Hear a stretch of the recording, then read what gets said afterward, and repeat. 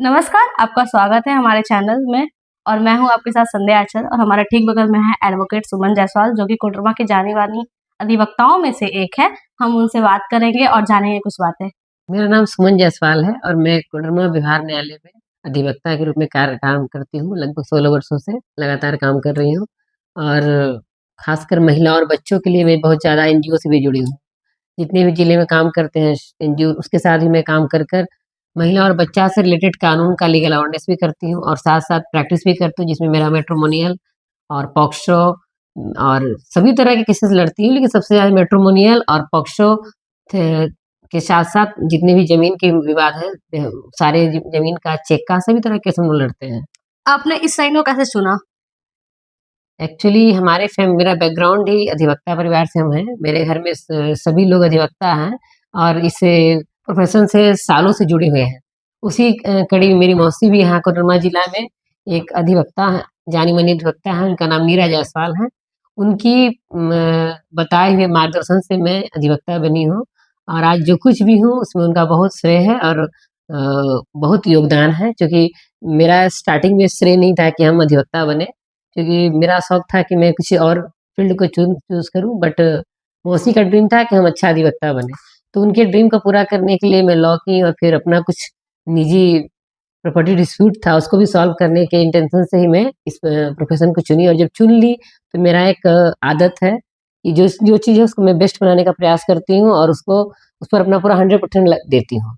और उसी 100% देने के क्रम में आज जो कुछ भी हम कर पाए हैं, तो मेरा 100% देने का ही परिणाम है। आपने कहाँ से लॉ की पढ़ाई की है? मैं झारखंड विधि महाविद्यालय से लॉ की हूँ। वैसे मेरा एजुकेशन कोडरमा से नहीं हुआ है, मैं गढ़वा से एजुकेशन सारा की हूँ, बट पीजी तक मैं वहीं से पढ़ाई की थी, लेकिन बाद में मैं लॉ सिर्फ़ यहाँ झारखंड विधि महाविद्यालय से की हूँ। आपने जैसे पॉक्सो के बारे में कहा कि मैं पॉक्सो ही केस ज़्यादा देती हूँ। पॉक्सो के बारे में हमारे दर्शकों को कुछ बताइए। कैसे जैसे उसका उपयोग करें वो पॉक्सो एक्ट का? जैसे क्या है, जो ये एक्ट बना हुआ है, चूँकि शुरू से बच्चों और महिलाओं के लिए हमारे कानून में बहुत सारे कानून बनाए गए थे, जिसमें समय-समय पर बदलाव की ज़रूरत पड़ती है और संविधान, ये सरकार उसके अनुसार बदलाव लाते हैं और जो हमारे समाज का माँग होता है, उसके हिसाब से नई-नई कानून बनाई जाती है। उसी क्रम में पॉक्सो भी एक नया कानून के रूप में आया है, जो लैंगिक अपराधों से बालकों के संरक्षण के लिए कानून बनाया गया है। ये कानून बनाने का उद्देश्य यही था कि जो बच्चे हैं, बच्चे का सेंस सिर्फ़ कोई लड़की से नहीं लगाएँ, क्योंकि समाज में ये भ्रांति फैली हुई है कि पॉक्सो सिर्फ़ बच्चियों के लिए, ऐसा नहीं है। वो बच्चों के लिए। ये बच्चों से रिलेटेड है, लैंगिक अपराधों से बालकों के संरक्षण। इसका तात्पर्य है कि जो बच्चा 18 साल से छोटा है, वो लड़का हो या लड़की है, उसके साथ किसी प्रकार का लैंगिक हिंसा, लैंगिक अपराध, लैंगिक हमला, हरसमेंट किया जाता है, तो वो उसके अंतर्गत ये पॉक्सो कानून लाया गया है। इसमें लड़का के साथ भी लैंगिक शोषण हो सकता है, लड़की बच्ची के साथ भी हो सकता है। जो व्यक्ति के साथ ये घटना घटती है, वो इस कानून के दायरे में आते हैं और उसके अंतर्गत वो केस फाइल करते हैं। वो थाना में प्राथमिकी दर्ज कर सकते हैं। यहाँ पॉक्सो में इतना हमारा कानून मदद करता है कि वहाँ सिविल ड्रेस में बच्चे के घर जाकर प्रशासन को उसका बयान लेना है। ये सूचना मिलती है, ना इत्तला होती है थाना को, वो थाना तुरंत आपके घर पे जाएँगे सिविल ड्रेस में, क्योंकि बच्चा को पुलिस को देखकर वो अपनी बात को बताने से हेजिटेट करते हैं। सोसाइटी में एक मानसिकता बनी हुई है। उसको कम करने के लिए इसमें प्रोविज़न बनाया गया है कि जो प्रशासन होंगे सिविल ड्रेस में जाकर उस बच्चे से उसका बयान दर्ज करेंगे और तब उसके ऊपर कार्रवाई की जाएगी। और उसके लिए एक न्यायालय भी बनाया गया है, स्पेशल कोर्ट है पॉक्सो कोर्ट। सभी कोर्ट में स्पेशल पॉक्सो कोर्ट बनाया गया है, उसी वो ट्रायल को चलाया जाता है।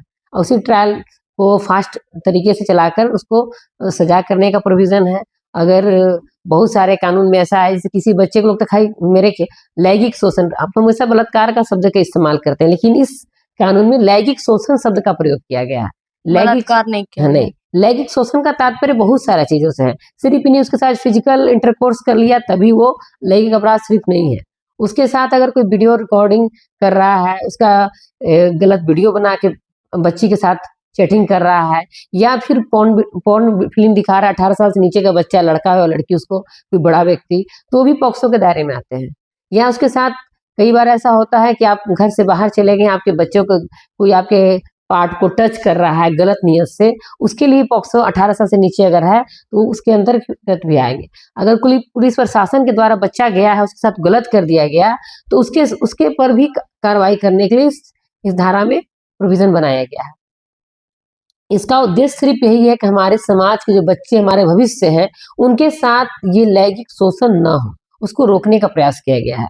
और हमारा समाज तभी खूबसूरत होगा, अच्छा होगा, स्वस्थ होगा, जब लैंगिक अपराध से हमारे बच्चे बनेंगे। क्योंकि जब कोई बच्चे के साथ लैंगिक शोषण या अपराध होता है, लैंगिक हमला होता है या प्रवेशन लैंगिक हमला होता है, तो उस परिस्थिति में एक बच्चा क्या है, डिप्रेस्ड हो जाता है, अपने जीवन का करियर, ग्रोथ सब उसका रुक जाता है। वो इस सब चीजों को अपने माँ बाप से शेयर नहीं कर पाते हैं, दोस्त से भी शेयर नहीं कर पाते, और कहीं ना कहीं उसका मानसिक विकास पूरी तरह से रुक जाता है। तो ये कानून आने से कम उसके मन में जो उसके साथ जो गलत हुआ है, उसको न्याय मिल पाएगा और उसकी काउंसलिंग हो पाएगी। जो आपके साथ हुआ है, इसमें क्या है कि बच्चा का नाम कभी भी जजमेंट में केस में नहीं आता है, वहाँ ए और बी करके जजमेंट किया जाता है, ताकि उसका पास्ट कभी फ्यूचर में उसको सामने दिखाया जाए, तुमने केस किया था, तुम्हारे द्वारा सजा कराया गया था। इसीलिए कानून का बहुत सोच समझकर ये एक्ट बनाया गया है कि बच्चे के पास्ट को प्रेजेंट में कभी कोई मिसयूज ना कर पाए, हाँ, फ्यूचर में से कोई प्रॉब्लम ना हो पाए, इसका बहुत ध्यान रखा गया है। ये एक्ट का बहुत सारा CWC का भी रोल इसमें बहुत जबरदस्त है हमारे पॉक्सो एक्ट में, और उसके साथ साथ स्पेशल पीपी का भी प्रोविजन है, लेकिन बहुत सारे जिला में स्पेशल पीपी नहीं है। अदरवाइज स्पेशल पीपी का भी रखा गया, जो सिर्फ पॉक्सो के लिए बच्चों को गवाही देने से पहले समझाएंगे, क्योंकि बच्चे डर जाते हैं कोर्ट में आने से पहले, उनको लगता है कि हम क्या बोलना नहीं बोलना है। उसके लिए स्पेशल पीपी का भी हर डिस्ट्रिक्ट में बनाया गया है कि वो रहेंगे, लेकिन ऐसा हो नहीं पाता है कि वही पीपी साहब इधर भी गवाही कराते हैं और वही पॉक्सो का भी कराते हैं, क्योंकि थोड़ा सा हमारे यहाँ हैंड की कमी है, सरकार की तरफ से थोड़ा सा नहीं पीपी की बहाली हो पाती, इसके कारण वही पीपी सरकारी पीपी जो होते हैं वो पॉक्सो का भी कराते हैं और सेशन का भी गवाही करा लेते हैं। लेकिन इस एक्ट में बनाया गया है कि वो पीपी साहब अलग होंगे, स्टेक होल्डर भी बनाए गए हैं कि स्टेप बाय स्टेप बच्चे को अगर उसके गार्जियन से भय है, डर है, उसके गार्जियन उसका केयर नहीं कर रहे हैं किस तरह का, तो उसके लिए गवर्नमेंट उसे स्टेक होल्डर देगा, वो उसका देख रेख करेंगे। लेकिन जनरली क्या होता है कि माँ को ही नेचुरल गार्जियन के रूप में माना जाता है, तो उसके साथ उनको रखा जाता है।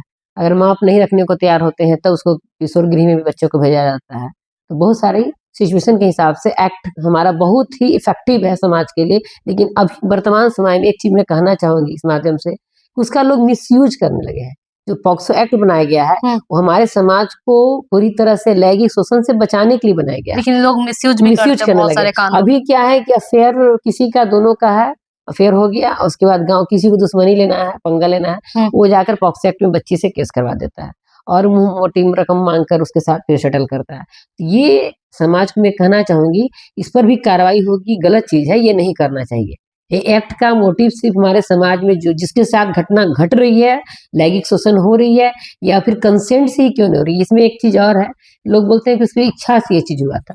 18 साल से नीचे के जो बच्चियां हैं, जो लड़के हैं, उसकी इच्छा से भी अगर लैंगिक शोषण उसके साथ हो रहा है तो भी अपराध की कैटेगरी में आती है, वो अपराध है, क्योंकि उसको समझ नहीं होता। 18 साल से नीचे के बच्चे को ये पता ही नहीं होता है उसके साथ क्या हो रहा है, और वो उसको डिफेंड नहीं कर सकता, रोक नहीं सकता। तो इसीलिए इस एक्ट का मोटिव यही है कि हमारे समाज में लैंगिक शोषण को, क्योंकि अधिकतर लैंगिक शोषण आज के परिवेश में बहुत ज्यादा मात्रा में हो रहा है। आपके ड्राइवर हो, गाड़ी वाले हो, लेके जाते हैं बच्चे को स्कूल, आपको उसमें पेरेंट्स को ध्यान देने की जरूरत है।